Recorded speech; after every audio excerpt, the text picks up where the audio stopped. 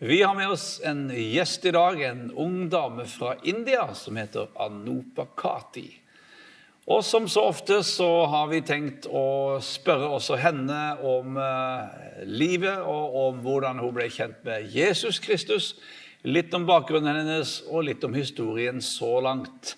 Så følg med, du kommer til å høre noe veldig vakkert om hva Gud har gjort I Anupas liv.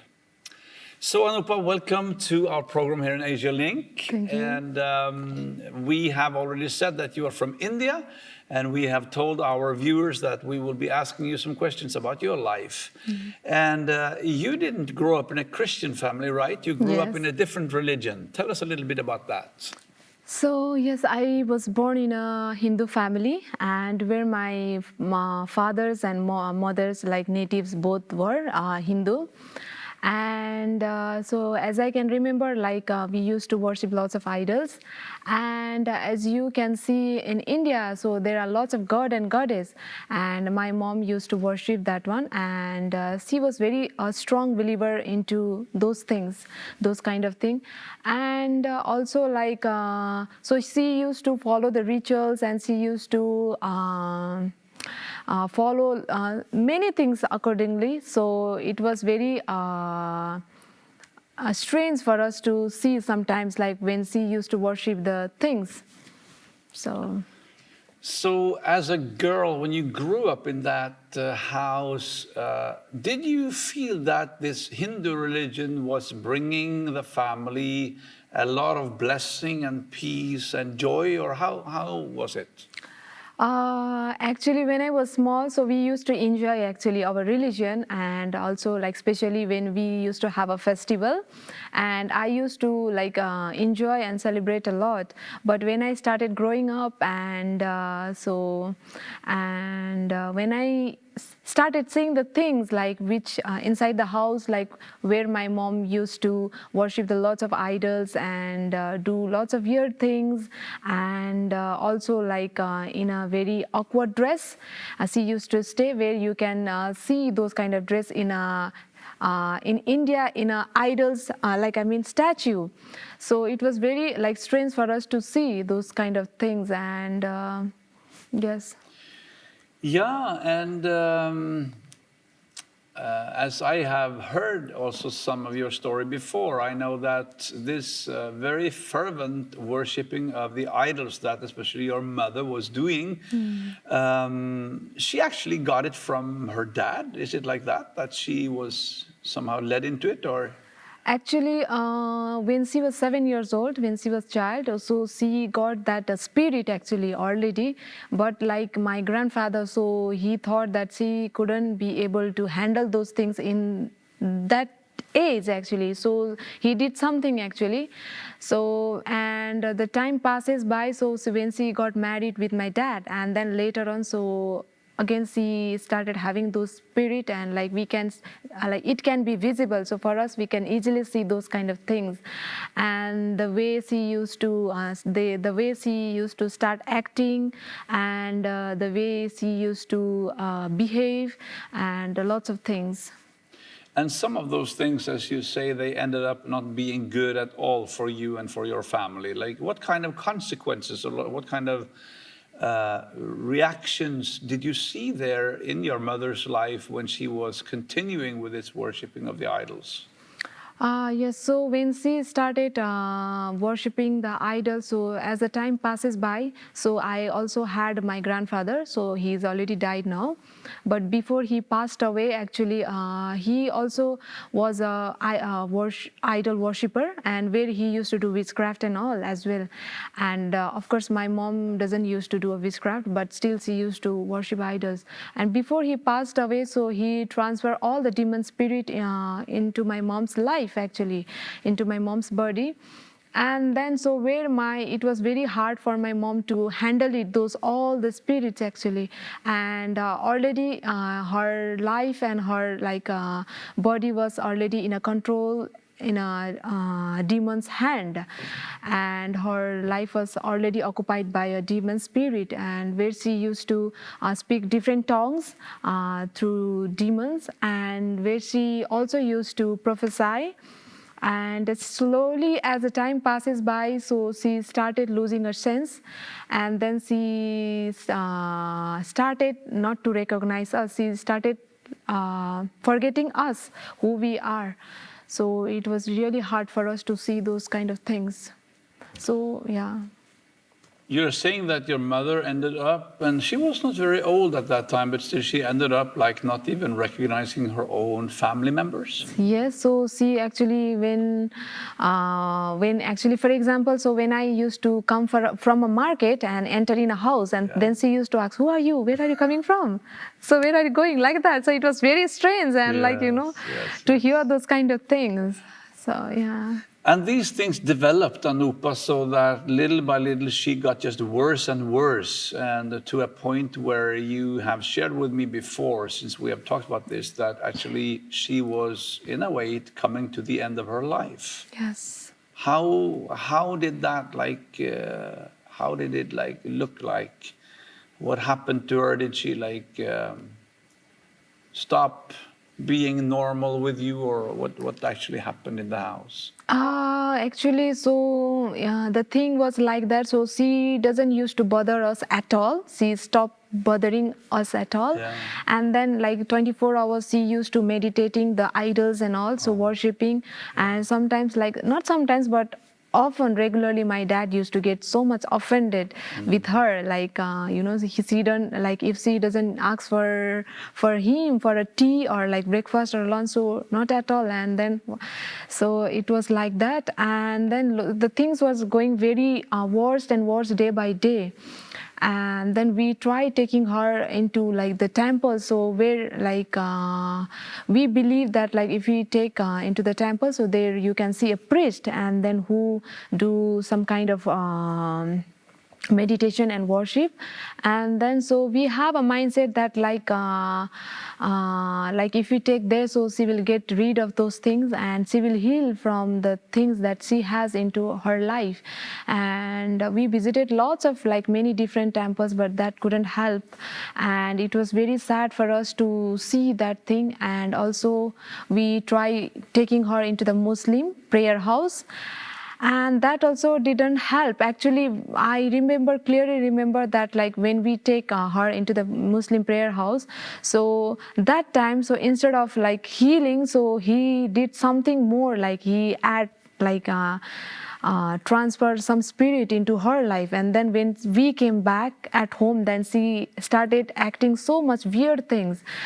And and there was a last option, so we actually wanted to try like taking her into the hospital, even though that was not her case, but still we tried. And then but that was like all waste of time. And then so it was very much we actually felt very much helpless. And then so we actually try calling to our native, my mom's parents, some of her cousin, and try explaining her situation to them, because she started counting her days. So we came to know later on, so that she knows that she will die soon. Your mother is actually planning, or at least expecting, that she will soon die. We will talk more, Anupa, very shortly. We will just have a little break here now. And the last thing I just want to ask you before the break is that from what you are saying, we can clearly know that you personally, you have no doubt that there are actually demons and evil spirits in this world. You know that for sure. Yes.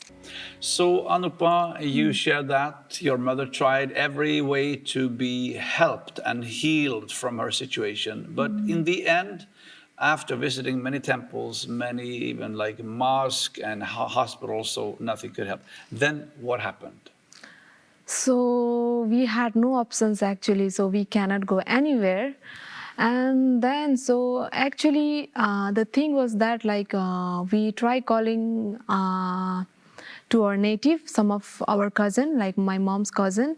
So because like there was like a leader of my grandfather who used to take care and also teach some of the things to my grandfather. So actually we wanted to get contact with him actually, and so he actually called to us, like he want to see like whether he can do something for her. And then we take like into my native place. And then actually, so I remember that when we take into him, like my grandfather's leader actually, and then he also gave up actually, I cannot do, I'm sorry, he said like that. And then so some of my cousin, like who was Christian, so my auntie, and then so they actually saw my mom's condition and how she is struggling and how she is suffering like through all those kind of things, and they were completely broken and they were full of tears. And then they asked my mom like if she wants to visit church once, at least once. And then she said that like if she can live more and get a life back, then she preferred to visit.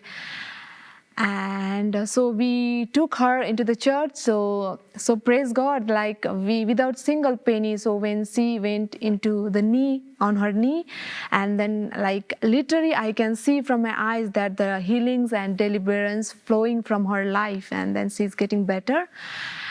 So even though like a long time took, but still like now she's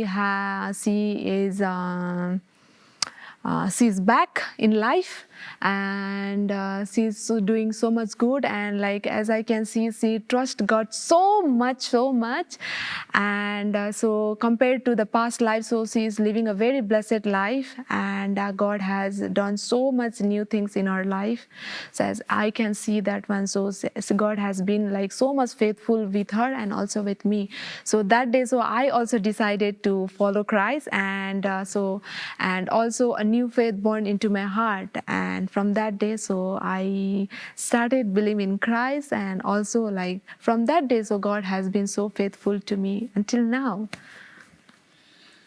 That is so wonderful to hear. And I also know that your mother, she is still a very strong worshiper, but now she is not worshiping Shiva or any Hindu gods anymore. Now she is worshiping the only true God, Jesus Christ. Yes, that's so true. And also I have seen, of course, her picture, and I have seen that she looks like a very healthy person today, and not like a broken or dying person at all. Even though during the pandemic, she also got very, very sick. Tell us a little bit what happened. So actually the thing was that, so it was in the month of June back in 2021. Yes. So she was normal, so she had nothing actually. So when she had a dinner and went into the bed, and I was doing some of my work and sitting beside her, and then like as soon as she went inside the bed, and then I can see she started shivering and then like making sound from her mouth. And then when I went near to her, and then she got like so much high fever, and like she was so much shivering, and I was so much scared. And then like I gave her some medicine, but that didn't work. I wait until morning. So I planned to take her into the hospital. And so I was so much scared to take her into the public hospital. So I just take her into the private hospital, and then the doctor in the private hospital, so he told that like she has a COVID and a strong COVID, and then like I had to transfer her into a public hospital, so he cannot do nothing. So, and then I took her into the public hospital, and so as soon as we entered into hospital, and then she tested very strong positive COVID. I was so much scared, and then she also got scared and started crying. Then she doesn't want to get admitted, or like doesn't want to be sent away from the village. And so I was so much scared. I just look around and then there was no one, and then I just took her and then ran away at the house. So somehow, so like in the hospital, that rumors spread it. Like we went into the hospital and tested positive, and then like some of the people from the health center, so they started visiting our house, like group by group of people, and then they started kind of torturing to send her from from different town. And yes, so I did not want her to be sent away from us, actually, because I knew that those time, like when we send the COVID patients like away from the village, so we know that they will not like bring them back, the patients. So the things were going like that. So I was so much scared. So that's the reason I didn't wanted to send her with the health institute people. And I decided to like sign in a government paper that I will, in my own risk, that I will keep her, whether she dies or like she lives. So I'll just keep her at home, like along with my family. So like within 2 months, so we were inside the house, and she like suffered a lot. And then she started, she used to do even like started doing a toilet in her own bed. And then like one by one, so my brother also felt sick, and even my dad. And then her, like we can see that her oxygen level was like going down and down, and she couldn't able to speak as well, and not even to eat. And so it was like that very hard situation. And then no medicine, nothing, so no groceries, like the food was like getting over finished. And so during that time, so like actually we also had to carry a water from like different place, different house, from one house to another house. So during that time, so we were not allowed to go outside from our house to another house. So we were sealed actually for 2 months inside the house. And then I was praying and praying. So that time, so those things, that situation make me more strong in a faith, that like I prayed so much with to God. And I can see that like she didn't need any doctors, and not even like any like nurse or anything, and not even like I can say not helper. So I was there to take care of her. And then like I think that was the second time that God raised her from a death, from like death to life, actually. So you had a testing time for yourself, and you exercised your relatively new faith in that situation. Yes. And now your mother is back to good health again, and strong, and continuing her prayer work. Yes. What a beautiful testimony, Anupa. Thank you so much for coming here and for sharing that with us. And also, as I know, and I'm sharing with the people here now, that you are a part of our Asia Link King Love team, visiting also Norway together with more Asian young people. Yes. And blessing them with your testimony, with your smile, and with your own faith.